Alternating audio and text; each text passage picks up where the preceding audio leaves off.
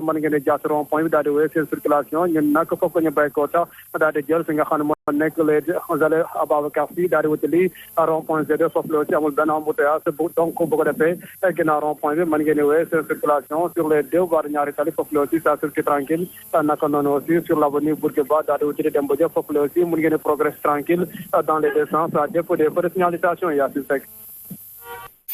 C'était Trafic News. Merci beaucoup Papa Alé Cissé ba ci kanam aywa maam. après ñu dem xooli carte d'identité bi. waaw ñu dem xooli. duñu kii woon allez boo dugalee mën na bañ a bind allez visa. mais man moom du yem ci allez visa danaa yaa ñaamel bor. boo nekk ci allez visa ba toppal fële. waaw toppal fële. ayca Yacine kon nag waxtaan dañu koy dooraate Cheikh Birahim Diadji Touré le député du peuple El Hadji Mouhamadou Mansour Diop El Hadji démb am nañu ndama ci kanam nag Égypte kon nag suñu yoon leer na ca Qatar mu mel ni suñu gayndee démb tir au but la ñu mujjee jël ndam li wane détermination engagement ba am nag suñu ticket El Hadji ko doon junj sànq mu mel nag du sens kon mérite la. mérite la ñu ngi ñaan yàlla dem bi Qatar doon lu yomb comme ni CAN bi yombe woon parce que itam CAN bi parcours bu am solo la ñu def te it nag am nañu équipe boo xamante ni bii ak kilifa yu leen di encadré méngoog infrastructure bu bees ñu dalloo CAN yàlla bu ñu cet dogaalewul daal daañu marqué suñu tour incha allah ci histoire football ci atum 2022 maam. mu ngoog mérite la waaye dafa mel ni kon yàlla ay football ji dafa ndax ñun de Birahim. waaw loolu moom am na te li ma doon wax sànq mooy ni ce sont des lions sans complexe jàpp ni ku ñu jàkkaar lool ci wàllu football ñoo la mën ba pare mu am ci benn accompagnement bu extraordinaire muy bu public bi kenn du ne ni naar bi kenn fayu ko xoromam bi yaakaar naa ni naar bi fay nañ ko xoromam sur tous les plans ndax am na ku ma doon tooñ démb naan ma Salah dafa mel ni dañ ko peinture doon kanam gi ndax laser yi mais ñoom ñoo ko jiitu bi ñuy def seen hymne national ñu yuuxoo leen waaw loolu la dañoo leble ko mën a fay bopp li ma nee nañ waa xale yi nekk booru Touba ak Mbacké naa ñu dañoo ñëw fekk ay égyptiens yu mën a bippe waaye dajeek ay sénégalais yu bëri crédité mën a woote en tout cas daal c'est toujours bien de voir les supporters dans un stade gis nga match du question wu ñu nekk ci terrain bi wala coach bi mais dafay am ñu leen di pousser à la dernière victoire et je pense que c'est ce qu'on a vu hier en tout cas félicitations encore aux Lions du football et à tout l'encadrement technique mi nga xam ne ñoom ñoo leen gunge tamit ci boobu les victoires ay ca leneen lu soxal bi la jotaay xibaar xam naa sax wàllum football bi daañu ci dikkaat Pape Mante bu ci tàggat yaram Amnesty démb la ñu présenté seen rapport 2021-2022 Amnesty International rapport ba nag joxoñ nañ sa baaraam réewum Sénégal ci yenn ci ay doxalinam ba noppi teg ci taabu jaay sàkkuteef da dañoo gis ne wàllum détention arbitraire jàpp nit ki si rek saa bu la neexee loolee nemmeeku nañu ko fii ci réewum Sénégal yenn saa yi nga gis ñuy dagg ay signalu télé gis nañu ko fii ci réewum Sénégal wàllum maltraitance tegum fitna loolee bokk na si li ñu joxoñ baaraam mu mel ni kon nag réewum Sénégal rapport boobu dañ ciy dikk ànd Cheikh Abdou Aziz Sow Dabakh Abdou Malick Thioune. Sénégal dese lu bëri ci lu ñeel sàlloog ak yelleefu doomu aadama Amnesty International di ko ñaawlu. soo seetee ñaar fukki at ci gannaaw soo waxee mbirum ak yelleefu doomu aadama ci Afrique Sénégal ngay njëkk a tudd waaye dem nañu ba tey am na réew yoo xam ne jamono yooyu benn parti rek moo fa nekkoon. tey réew yooyu soo waxee démocratie waaye bonne gouvernance ñoom lañ njëkk a tudd. jàpp nit ki lu teguwul ci yoon jaay nit ki doole ci bërëb bu mu sànc te jub ñaari chaîne de télévision bokk ci lu ñu nemmeeku ci atum 2021 bu ñu sukkandikoo ci rapport bile. de télévision en l'occurrence Walfadjri et Sen TV. il n'est pas question que l'on catalogue certains médias comme partisans et qu'on en fasse des cibles. lu jëm ci tout tànk yi rapport bi di xamle ni ay tëralin yu mucc ayib war nañu koo jël ngir xeex nu ñuy exploiter xale yi jaaree ko ci yalwaan. état am na obligation gëstu daara yi. loi bi nga xam ne ñu ngi ko doon préparer pour jox daara yi benn statut. bu ba tey nguur gi mu ngi koy téye ci biir tiroiram yóbbu ko assemblée nationale pour ñu voté ko. Amnesty International di wéy di sàkku yoon def liggéeyam ci lu jëm ci fukk ak ñeenti doomu aadama ya faatu woon ci événement ya ca mars 2021 ñu ne dàkkuñu sax boole ji ba ci cour bu CEDEAO. Amnesty International El Hadj foofee sa ndajama xam ne nañu kon coowal borom ñaari tur yi ñu ngay ñaawlu muy nguur gi di kujje gi nañu koy jëfandikoo weeg te gëmuñu si dara ci xeex boobee tamit. révélation bu graaw la nag. accusation c'est-à-dire que bu fekkee am na ay mouvement wala ay association wala nguur yoo xam dañuy xeex ak nguur jigéen te Amnesty ne leen li ngeen di xeex gëmoo leen ko te façon bi ngeen koy defee ñaaw na. war nañ def taxaw seetlu kon ñi koy xeex nu ñu koy xeexee ba Amnesty ni leen gëmoo leen ko loolu dafa xaw a doy waar xëy na am na fu ñu ko teg. njort nañu itam ay réponses ci am. fii ak ay fan yu néew ci suñu kanam rapport bi dafa am exactement liberté ak droit de l'homme dafa dellu gannaaw ci anam yu wuute loolu mooy sabab meurtre yi di am bu fekkoonte woon ni nit ki ñu boom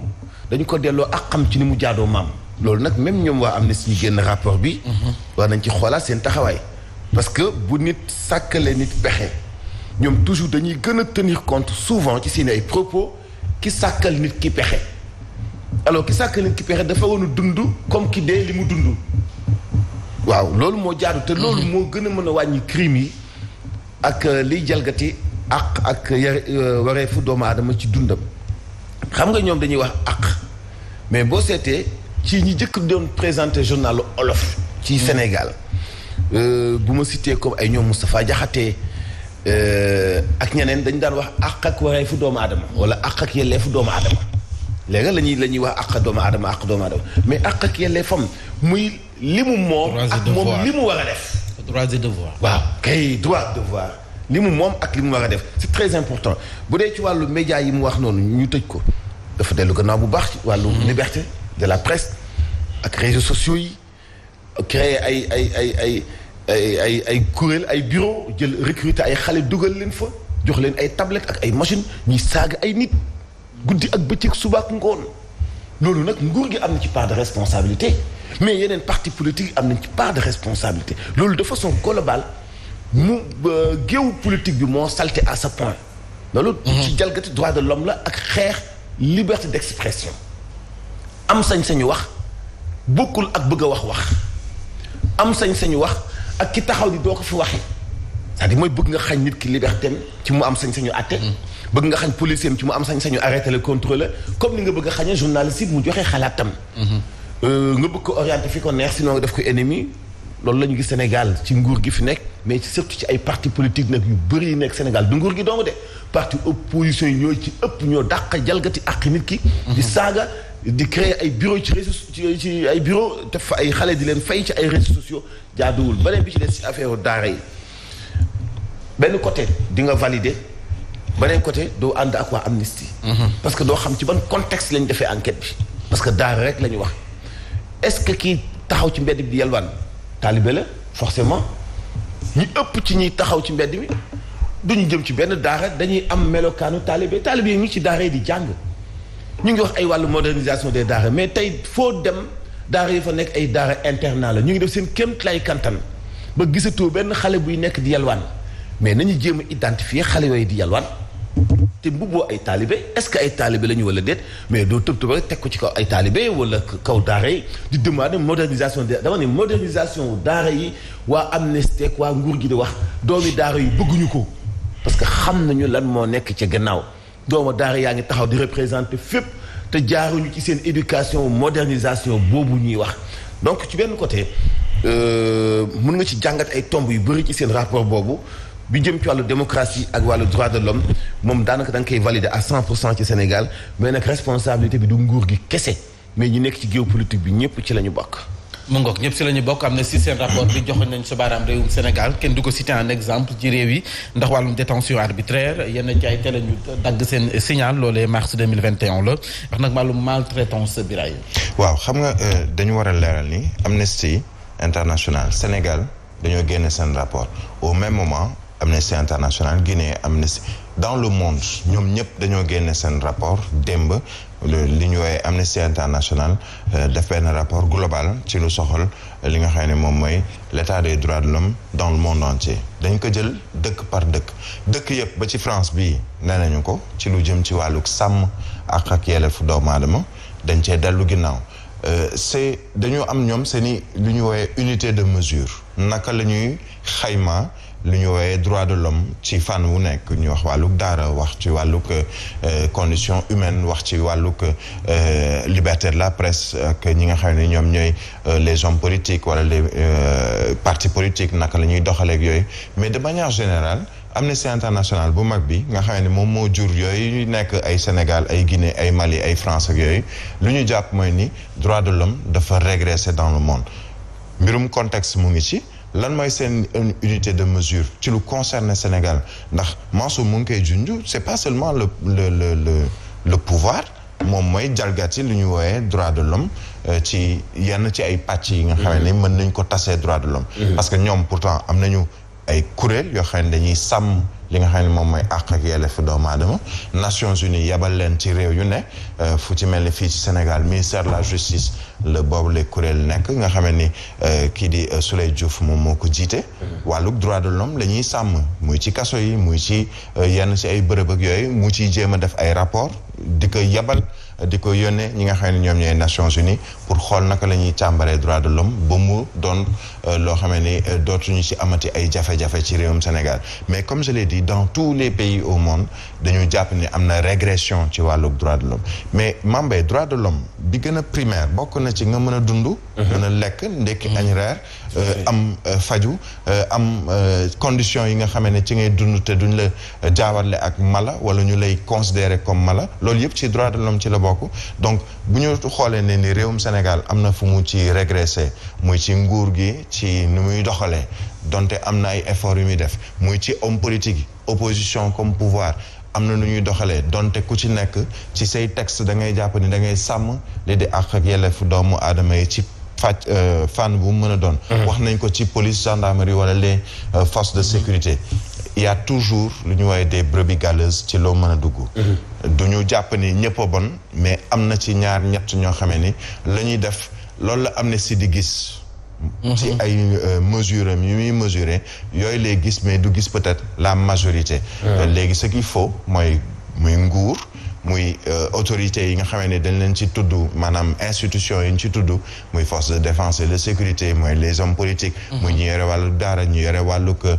santé ak yooyu ku ci nekk def un effort pour que rapport bii di ñëw année prochaine mu am évolution de manière positive ayca ñu waxtaanee foofee sa Tambacounda cour d'appel ba tàmbali nañu liggéey ba ndax démb la ñu doon installé membre yi bokk na ca premier président bu juridiction bi président chambre bi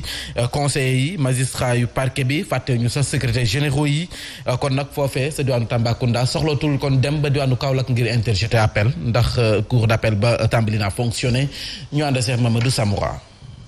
jëwrin bi ñuy donc wàllu yoon di maître Malick Sall samp na tey ci talaata yemoo ak ñaar fukki fan ak juróom-ñeent ci weeru mars ñi ëmb cour d'appel bu Tambacounda. Et donc à partir d'aujourd'hui gannaaw bi ci tey mën nañu jàpp ni cour d'appel bu Tambacounda tàmbali naa liggéey dina jël ay dossiers yi nga xamante ni ñooy bàyyeekoo ci Kédougou ak yeneen juridiction yu nekk ci yeneen i département te mu ñeel mbirum appel. en appel bien entendu. Djibril Ba di procureur général wax na ci njëriñu bile cour d'appel. dossiers yi nga xamante ne ñoom lañ doon yóbbu Kaolack pour def ay appel loolu jeex na kenn dootul dem Kaolack pour juger appel yi.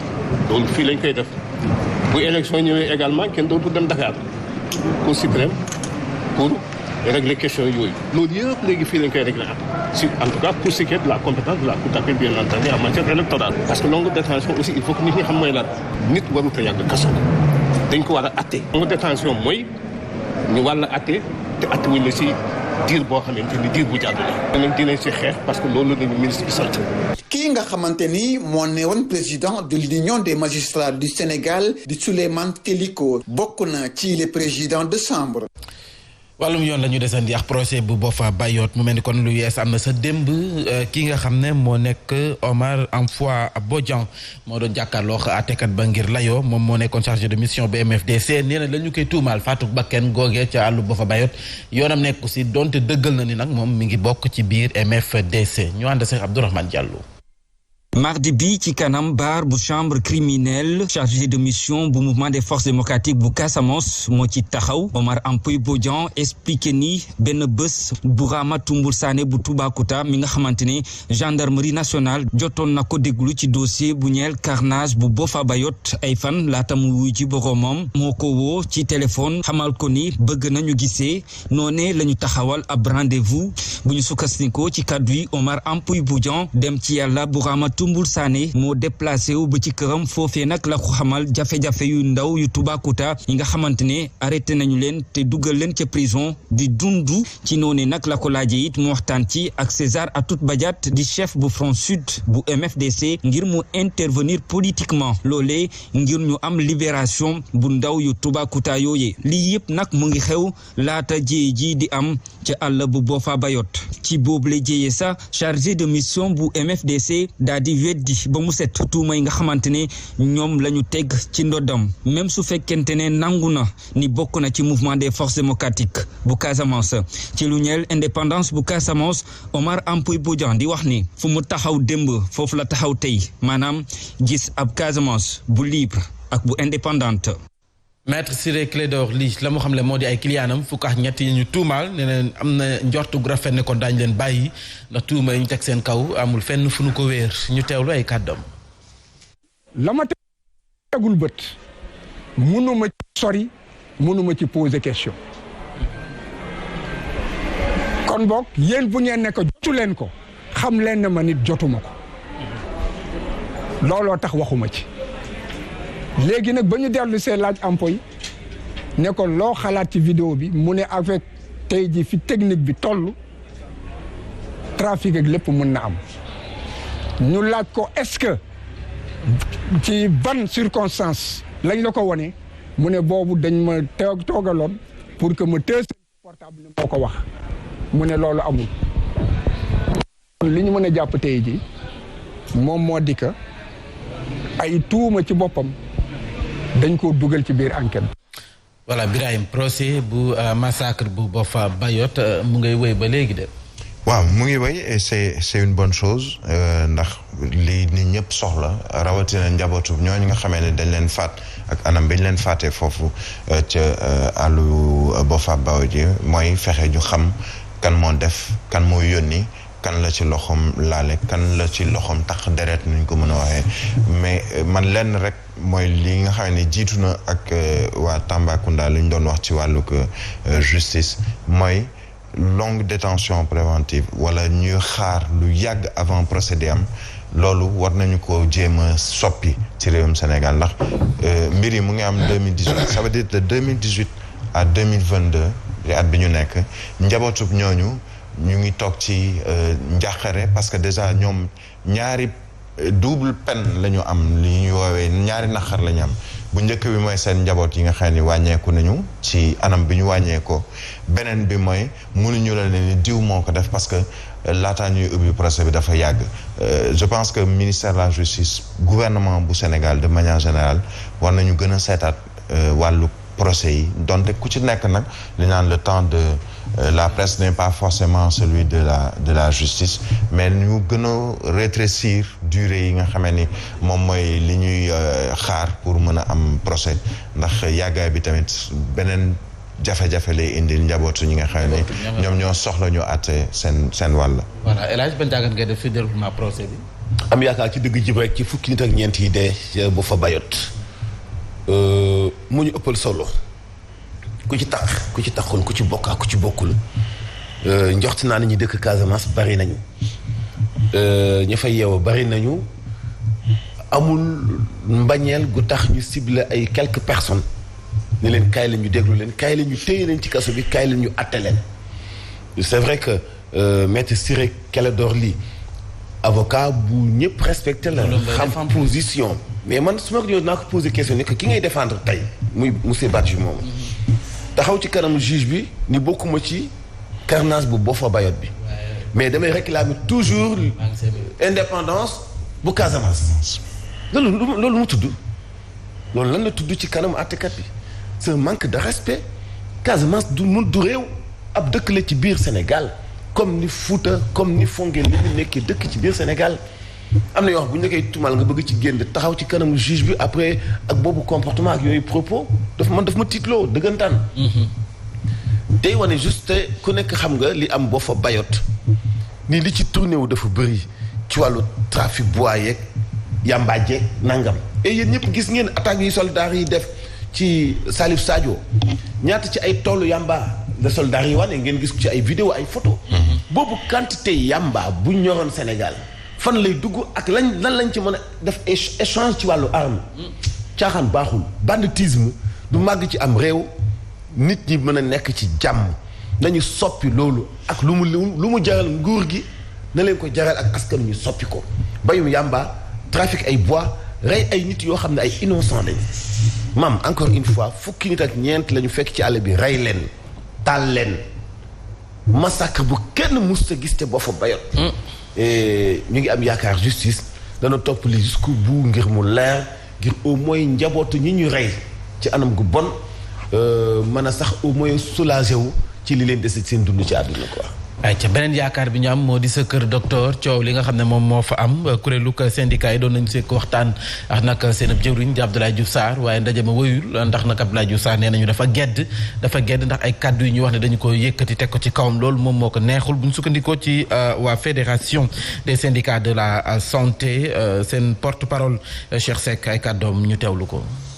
di am regret rek parce que tey li xew tey man mosuma ko gis bu ñu def defar syndicat yi bu ne mais bu ñu demee ba ministre mi nga xam ne moo la convoqué ci këram moom ci boppam mu gedd dafay nekk loo xam ne aussi doy waar. lu tax mu gedd. ñun fédération la am fédération bi am juróom-benni syndicat mais bu amee juróom-benni syndicat am na coordonnateur muy camarade Zoumane bi ñuy bind lettre camarade bi moo ko signé au nom de la fédération mais booy invité nit di waxtaan ak ñoom yeneen ministères yi dafa ñu ne noonu bi ñuy bind lettre dañ ko adressé à notre coordonnateur mais ñoom adressé wuñu dañu bind rek pour convier à une rencontre qui doit se tenir au ministère def liste presque 10 ñi nga xam ne même cabinet ñëpp la bind ñun ñu def ni en dernière position mais terewul ñu ñëw donc booy adressé la lettre kooku mais est-ce que loolu dafa am lu ci grave wala lu ci metti ba tax muy gedd j'ai dit que ne nekkul woon léegi nag ñun dafa nu nekkal la nekk ba tey la ñu gën a déterminé tey la ñu gën a engagé.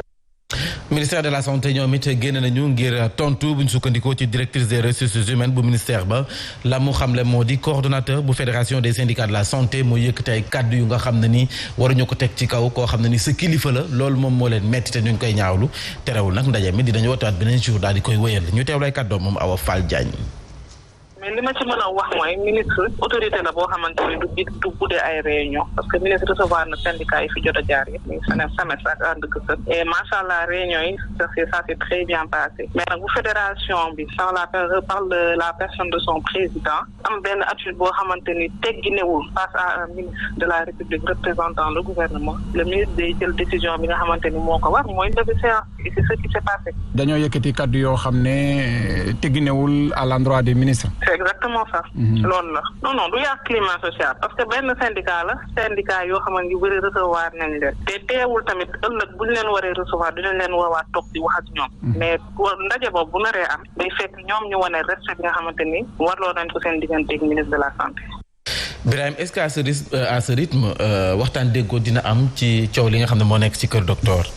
pour man ay faux fuyant moo ci am faux fuyant mooy ci wàll bu nekk. ñii dafa am loo xam ne moom moo leen tax a jóg mooy syndicaliste yi ci lu jëm ci seen lu ñuy ñaxtu que ñuy jàkkaarloo tamit gis nga Mambay boo bëggee waxtaan ak nit ki coow lay bari rek mais da ngeen di seet anam ak terrain d'entente boo xam ne ci ngeen di mën a waxtaanee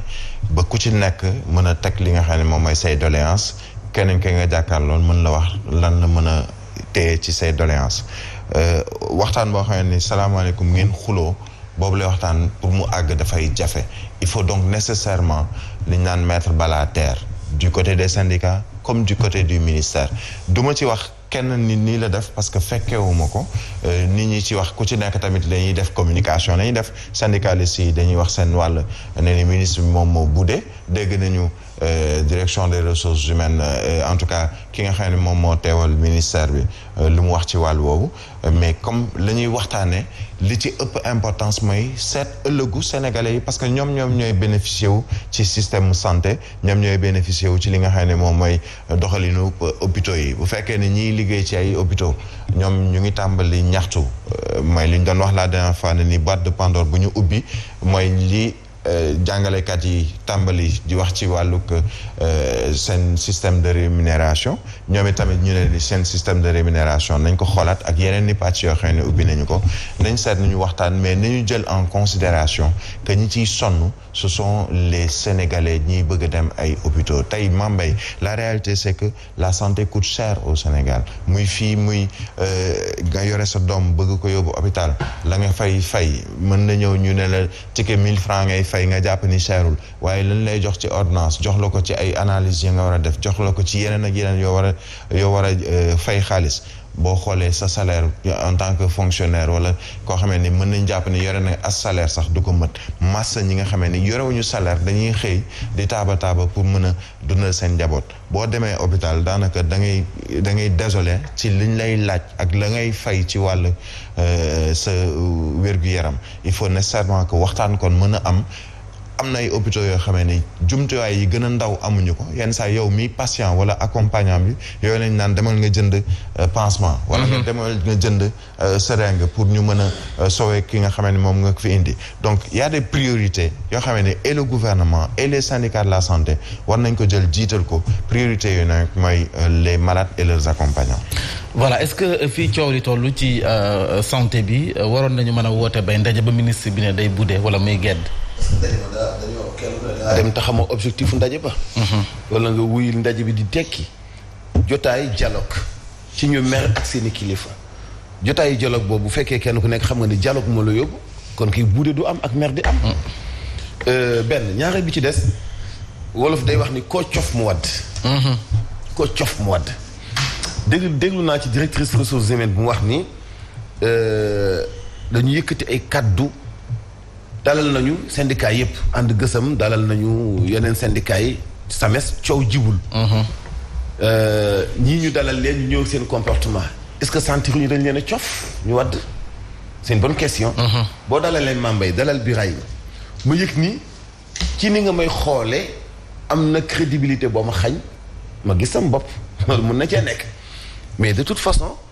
ñoom itam mu syndicat yi Cheikh ku ma xam la ku yaru dina ma jaaxal lool mu yëkkati kàddu gu teggi newul jëmale ko ci ab ministre niveau moom ci wàllu jàng du ko permettre ki ma xam bi ñu nekkee ay gën a nekk ay ndaw jeune ba léegi jigéen a ñaar fukki at dina ma jaaxal lool ay kàddu mu yëkkati kàddu yu teggi newul fekkewu ma ko ne comme ni ko Birahim waxee mais dina ma jaaxal bu fekkee xam nga nit ki mais de toute façon bu yóbboo kenn ku nekk wàccee sa ardeur bi nekk ci yow pour jotaay bi mën a am parce que bëgg ak bañ jotaay dina am bu fekkee bëgg nañu indi solution ci wàllu santé bi mënoo leen a sanctionné parce que nit ñi malade yi ñu ngi continuer di fréquenter bi réew fajukaay yi ñu ngi souffrir donc ci gouvernement bi la des ngir mu jël ay responsable bu fekkee mënta sotti ñu ngi interpeller itam médiateur de la République ak conseil du dialogue social ñu dugal ci loxoom xëy na bu ñu amee benn arbitre bu nekk ci seen diggante xëy na kenn ku nekk dina jox cër kooku mais bëgg séq benn daje dialogue ba nag kenn ku nekk di fuftandiku moom du sotti moom. dafa leer ayca ñu waxtaanee nag waa Awalé parti bu Abdourahmane Diouf njiit la gannaaw ba mu ñaawloo nag nanu fàttee nag étudiante boobee sa Ndar moom Abdourahmane Diouf mu ngay dikkaat di xam ne kon faw nag ñu def après récompense si soxna yi nga xam ne ñu ngay am doom ndax sorianteel njur mi fii réew mi toll nee nañu nag mënees naa ñàkk ndax surpeuplement bi ñuy wax amu fii ci réewum Sénégal ay kàddu la yu mu yëkkati si am ndaje ba mu woote woon Abdourahmane Diouf njiital Awalé ñu teewlu ko. képp koo xam ne yaa ngi ci opposition ci Sénégal ñu ngi lay tàllal loxo mais ku nekk bàyyi tuuti ci li nga yor ñu ànd ñun ñëpp def coalition bu mag dem élection législative am majorité assemblée nationale am suñu premier ministre am suñu gouvernement jël ci président Macky Sall. parce que tubaab bi daf ñu yàgg gëmloo nañu yéen Afrique da ngeen bari da ngeen war a bàyyi njur ñi. ñoom ba ñu tolloo ci jur dañu jur ba ëpp ñu fuuf ñëw noot ñu parce que ñoo ñu gënoon bari. 17 millions néew na lool ci dëkk bu mel ni Sénégal boo leen xoolee àdduna dëkk yi nga xam ne ñoo ko yor 100 millions 150 millions 200 millions d'habitants tey dañuy encourager sénégalais yi ku ci mën a am doom nga am doom. voilà laata ñuy dalal Pape Manta bu ci tàggat yaram ñu waxtaanee wàllum inondation ak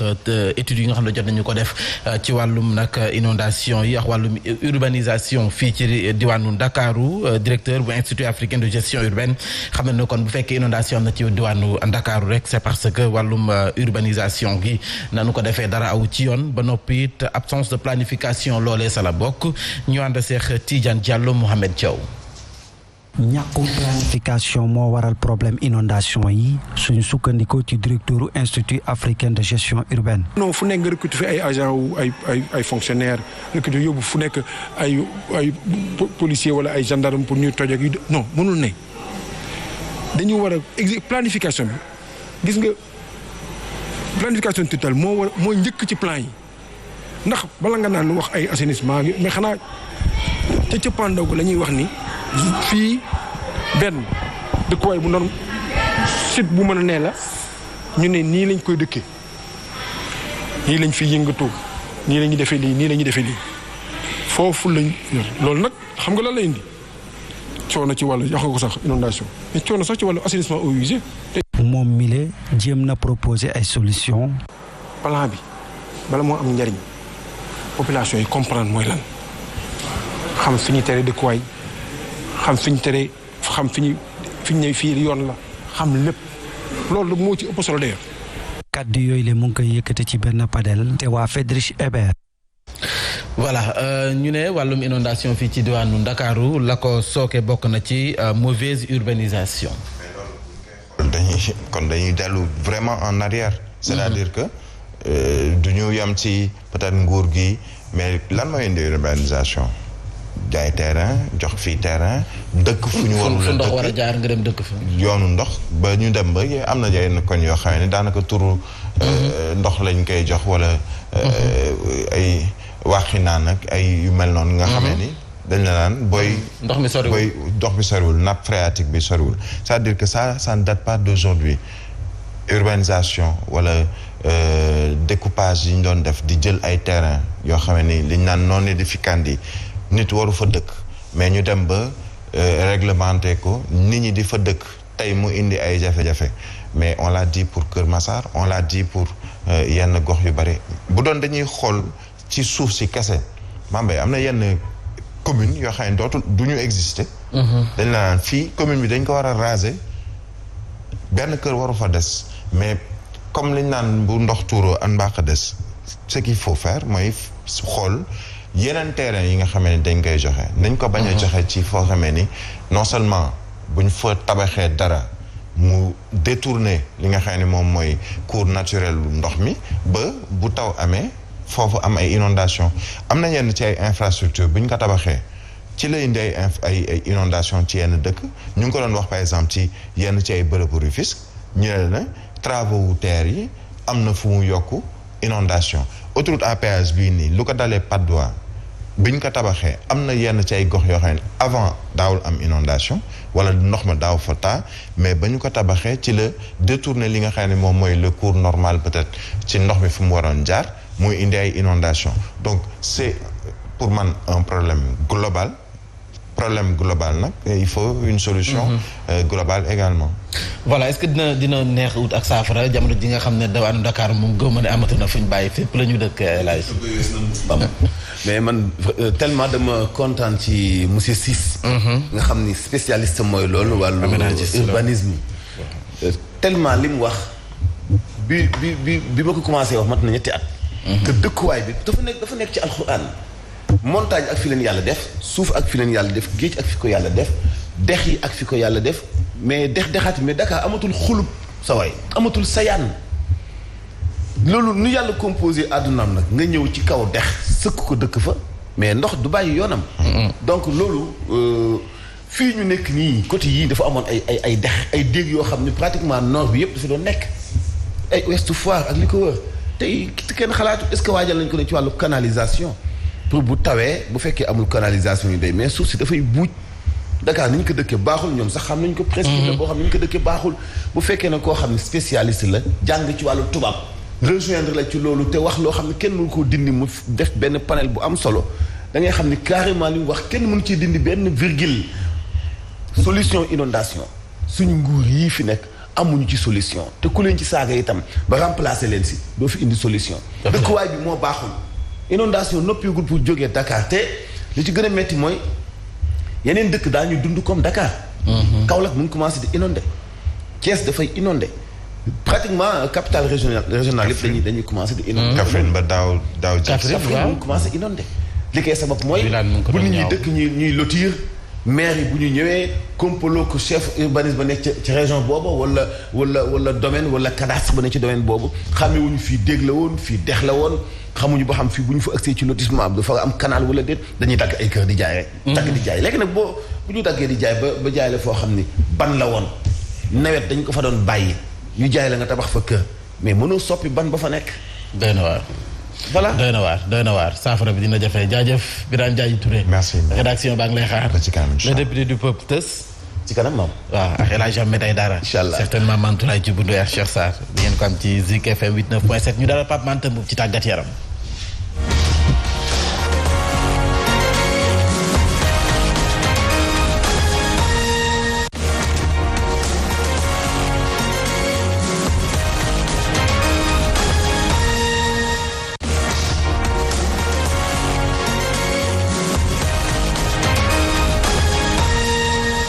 borom jam si Diakh Dougar Pape Mante Mboup maa ngi laa nuyu. na koy tey. alhamdulilah dem ba guddi gi maa ngi la fiy gis borom mbégte mi. mooy loolu mbégte mi moo wax fa dëgg neex yàlla yéen waa sport da ngeen kontaan quoi. tey fi nga génn mu 14 bi. numéro 14. 14 bi sama grand Moussa Ndiaye la may. numéro 14 bi man Ndiaye laa sant mu sant Ndiaye. international Moussa